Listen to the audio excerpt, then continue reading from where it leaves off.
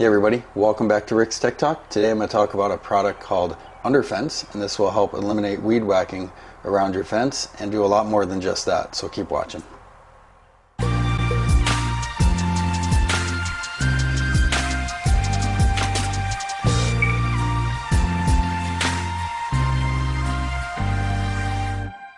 Okay, so just recently I purchased a white vinyl fence, and it's a privacy fence. I took out my white picket fence. It was a cedar fence, and it was starting to rot out. But one of the biggest issues was weed whacking under the fence and around the post. They do make post protectors, so if you have wood posts, you can put those on, help weed whack so you don't chew up your fence posts.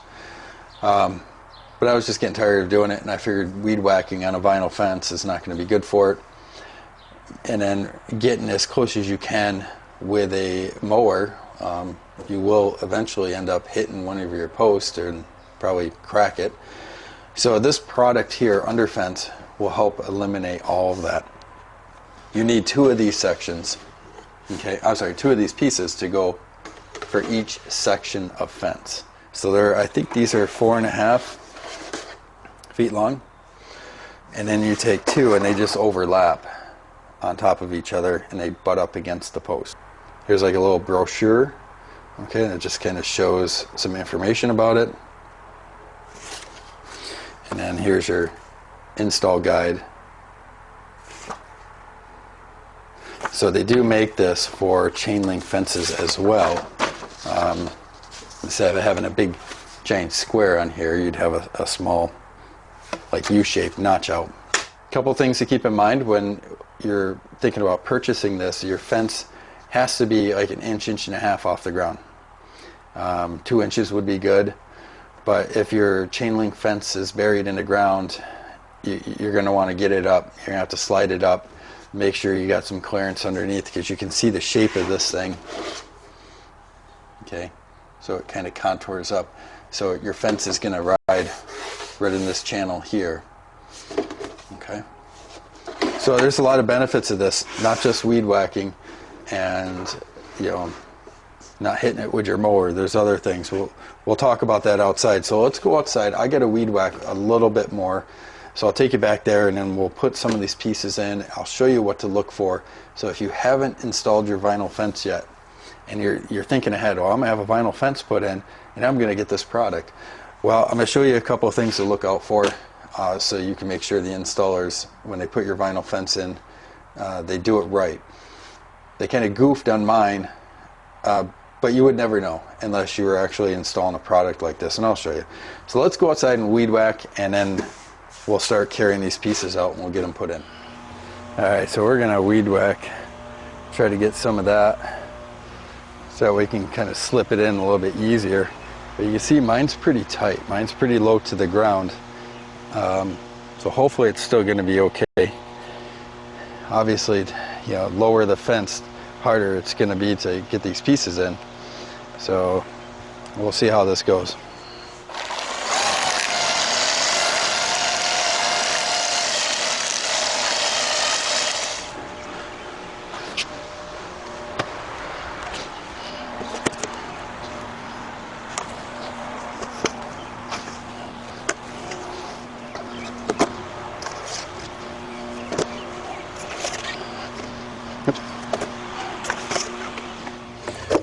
Just kind of wedge it underneath. This one is actually going to go in pretty good, it feels like. Yep.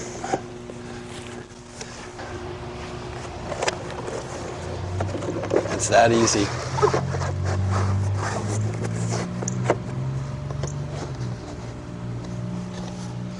And you do not put rivets here. I was actually thinking that's where you would put the rivets, but you don't. You put them, where the posts are. Do another piece.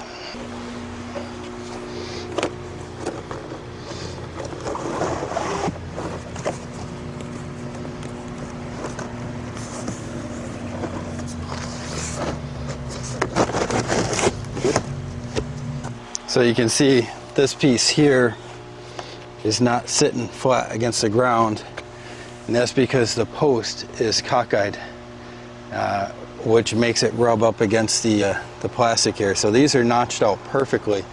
But if you don't have your post perfectly straight, and if they're cockeyed a little bit, you're going to get this, and then you have to trim this out. So if you're having a vinyl fence installed, make sure they put the posts in, they put them in straight as possible, so that way you don't have this issue. So I'll just have to notch these when I have time. Just slide them out, and I can put, notch them, put them back in.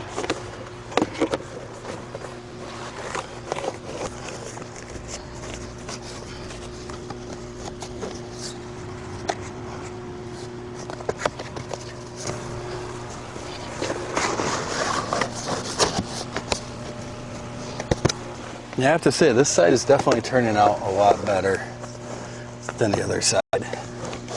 The other side, I definitely had a lot more pieces that I had to notch out, and I'm not even done with it yet. Yeah, so that's pretty good.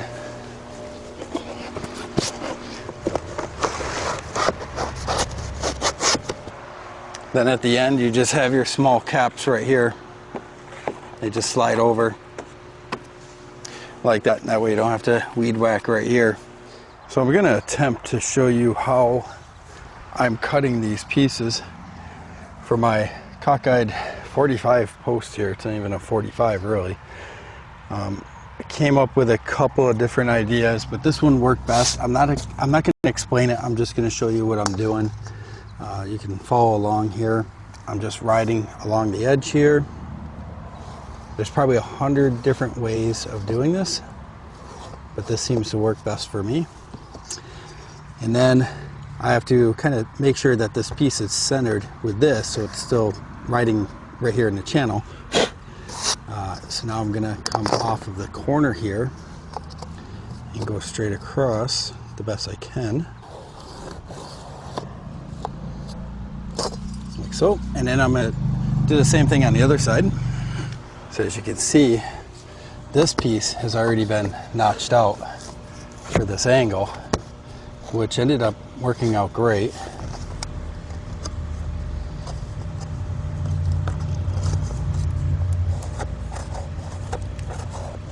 So again, I'm extending from the angle of this.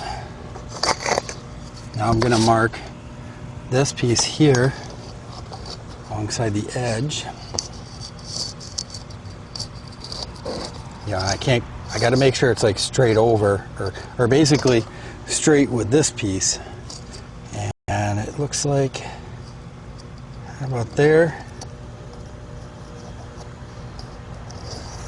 Got some lines, take it out. You might not be able to see it, but I have a line here, a line here, line going this way, line here. Is instead of cutting a 4x4 post and cutting like an inch off of it or a few inches off of it, I just 3D printed a 5x5 piece of plastic, which you just could cut it with wood too. So if I put this here where this line is going this way and this line going this way, that should be my 5 inches. Actually a little bit more, which is fine. So we just kind of center it in. Now, when I was on the post, I was riding off of this and off of this piece, and that's where those straight lines are. So basically I just take and I shift this up like this, and then technically that's where I should be notching. But to make sure that I'm following this angle, I took my carpenter square here, and I have to come up with my angle. So I'll put it on the pivot and match it up so it's on the angle. Probably the best I can get it, and then mark where it is down here. So whenever I turn this, I just line this line up with the edge. I put this up here and I move this up until this corner piece is touching that. And the bottom one is touching. So like so. I'll draw my lines.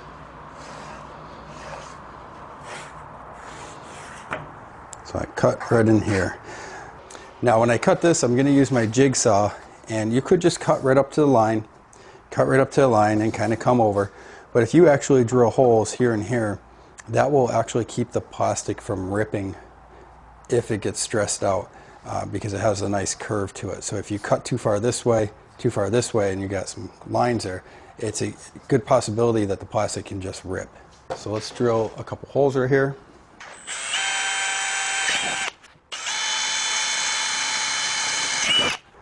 So now I'll cut this out with the jigsaw. And again, I'm just showing you how I'm doing it. There could be 100 different ways of doing this. So come up with your best method that works for you. If you're just dealing with fence posts that are on 90s, you won't have to worry about this.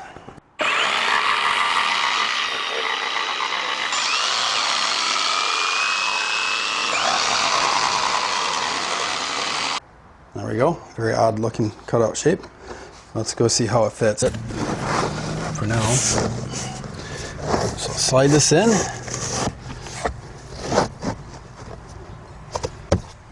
Let's go see what the other side looks like. Move this back so you can see the cut. It's right up against it. It's almost perfect. Hey everybody, we're gonna finish up this video. The camera died outside. It was too hot out, so I'm gonna come inside, talk about this. Later on I'll put some extra clips in and mixed in, so if you see me wearing different clothing or different time of day or whatever, that's why. It's because the camera died and overheated. So let's talk about the Underfence, and I'll tell you what you need to know when you order this. So this is Underfence, obviously. It comes in, I believe, 3 different sizes, 6, 8, and 12. This is a 12.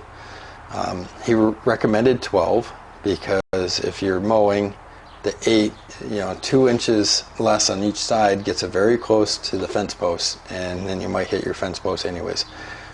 So even myself, I would recommend getting a 12. There's a couple things you need to know when you're ordering this, and it only comes in black, so black only. But when you order this, you need to tell them how many sections of fence you have, how many corner pieces you have, and how many gates you have. So a 90 would be on the back side of the fence. You would need this. So when you're putting your piece here, your other piece comes down. This goes on the back side like that. And then I don't have any 90s. Oh, actually I do have one 90, so I will end up showing that hopefully in the video. And then it has a U-shaped pieces for inside the gate area, so you butt up against the gate post, and then on the other side where you walk, there's another U-shaped piece. So hopefully that's in the video as well. So that's what he needs to know to give you a quote, and I believe it's free shipping after 100 feet. He's done a couple of businesses, it looks like parks. I'm hoping to maybe go look at one of these locations here and get some pictures or a video, and we'll get it up in this video as well, just to show you what it looks like. So hopefully that was already in the video as well. So we're kind of doing this backwards because the camera overheated. So yeah, so we'll do that. And if you have any questions about the product, let me know. Hopefully I touched on everything. But yeah, this is going to keep the dogs from hopefully digging underneath your fence. Rabbits. I got rabbits back there, and I swear to God they are going underneath the fence. Now they will still be able to go underneath the gate area and probably get in, but they're not going underneath any of the sections, not with this. So that's a plus. I asked about moles and voles, because that's a perfect raceway, for a mole and vole. But what I was thinking is if I do find them underneath this thing and they're using this as a way, to go around my yard, I will just lift up one side and slip some treats under there for him, and then put it back down. That'll solve that. But again, if you got questions, let me know, and you can send the owner a message as well. You can ask for a quote. And again, this is not a paid review. I bought this with my own money, and so yeah, I just want to protect my fence. It was a lot of money for that fence, so I don't want to sit there and weed whack it. It's already getting me nervous just doing that little bit of weed whacking that I did. So we'll get these pieces in, and that'll be the end of that. But thanks for watching. If you got questions, hit me up. See ya.